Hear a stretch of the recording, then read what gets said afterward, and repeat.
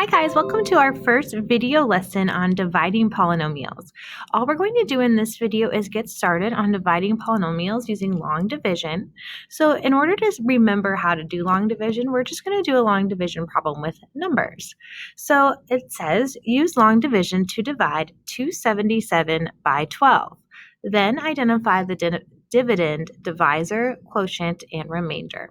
Okay, so when we're dividing a number by another number, the number that is being divided, which is 277, that is called the dividend, and that is what goes under your, I call it my division house. So this is my dividend.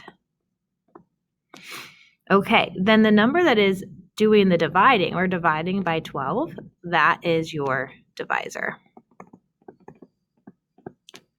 Okay, now once we solve this problem, our quotient and remainder are parts of our answer. Okay, so when we do long division, remember we look at our divisor, which is 12, and we ask ourselves, how many times does 12 go into? We look at our first number, which is 2. Well, obviously 12 does not go into 2, so we expand that number to the next place, and we look at 27. 12 goes into 27 2 times, so we put a 2 above the ones digit of 27, and then we multiply 2 times 12, which is 24, and then we subtract. And we get 3. Then we bring down the next digit in our dividend, and we have 37, and we repeat the process. Well, how many times does 12 go into 37? It goes in there 3 times, and 3 times 12 is 36. Then we subtract, and we get 1. There is nothing left to bring down, and 12 does not go into 1. It is bigger, so we are done. 23 is our quotient. That is how many times 12 goes into 277, but then we have 1 left over, which is our remainder. And how we can write this answer is what we were doing is we were taking the dividend right here divided by the divisor. So we were taking 277 and dividing it by 12, and we got our quotient, which was 23, and we can write that as plus our remainder, which is 1 over our divisor, which is 12, which we're going to leave the plus sign in there for our polynomial division, but remember you could also write that as 23 and 1/12. Okay.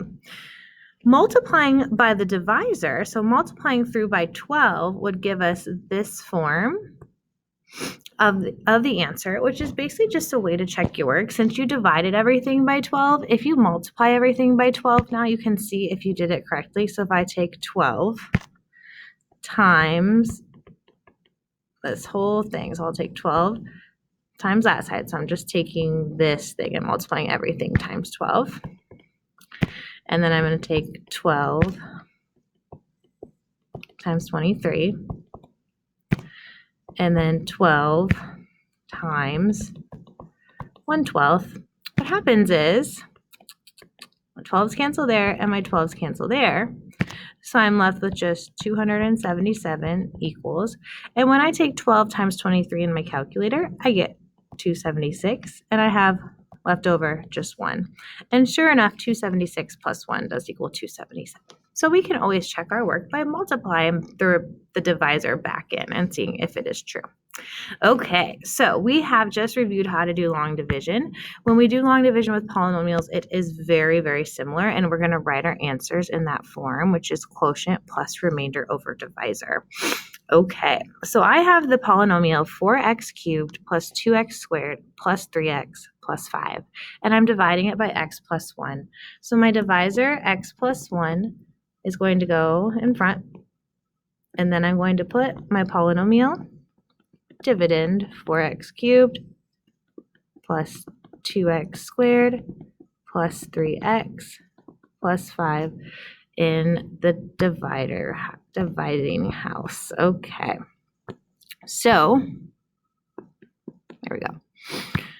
We do this very similarly. We ask ourselves, how many times does my divisor go into the beginning of my dividend? But when I'm looking at this, I only pay attention to the first terms. So I'm going to ask myself, how how many times does x go into 4x cubed? Or you could ask yourself, so this is what I'm thinking over here, what is 4x cubed divided by x? And that would be 4x squared. So that would go right up top. And then I do the same thing I did with numbers, and I take that and I multiply it by both things in my divisor.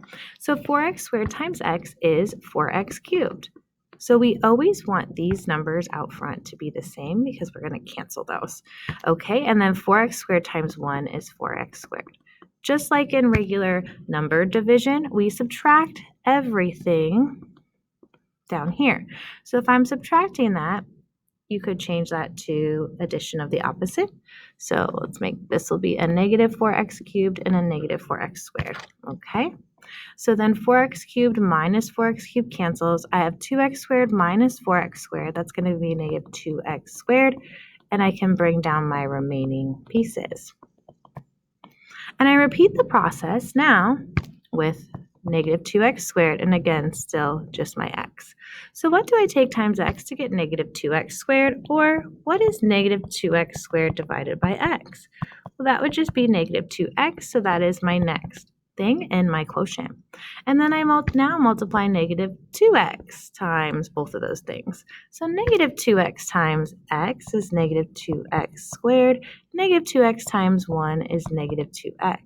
And then remember, I subtract these things, which is going to change to adding the opposite. So those would both change to positive. So my negative 2x squared plus 2x squared cancels. 3x plus 2x is 5x, and then bring down my 5. And repeat again with 5x. What do I take times x to get 5x? Or what is 5x divided by x? And that is 5. So I would put plus 5, and now I'm going to multiply the 5 again times the x plus 1. So 5 times x is 5x, and 5 times 1 is 5. And when I subtract these, that is going to change both of those to negative, and they actually both cancel. So look at this. This is my remainder, which is actually 0, right? So it happened to divide evenly. So all I have to write for my answer is my quotient, which is at the top of my division house, 4x squared minus 2x plus 5. Okay, guys, we're going to continue talking about that in class, but I hope it gave you an idea of what it's all about. Bye-bye.